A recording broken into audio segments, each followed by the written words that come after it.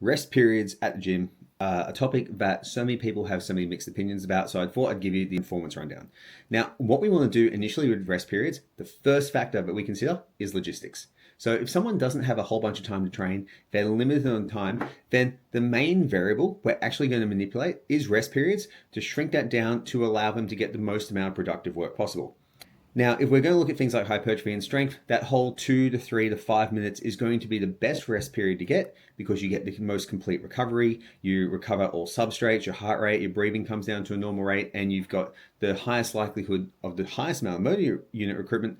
But what that misses is that the body is infinitely adaptable. So people go, oh, you're not resting enough time to have hypertrophy. You will still undergo and experience hypertrophy with shorter rest periods because your fitness will improve, your ability to still progress and overload weight doesn't really change.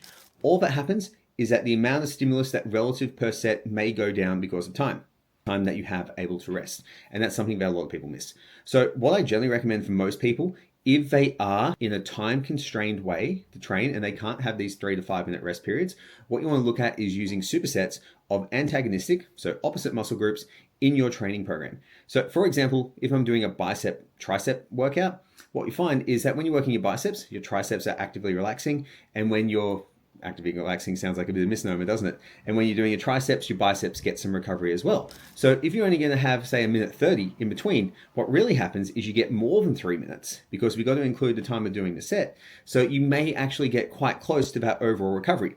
What will be the limiting factor is your systemic fitness. So your ability to regulate heart rate, regulate your breathing, and bring that back down to normal. So what will happen is it'll probably get better just simply from the fact that you are doing supersets because the body is an adaptable machine. So in your training, with your rest periods, first thing you look at is logistics. The second thing that you look at is goal. And then after that, you're pretty much in a good spot to get all your rest periods sorted out.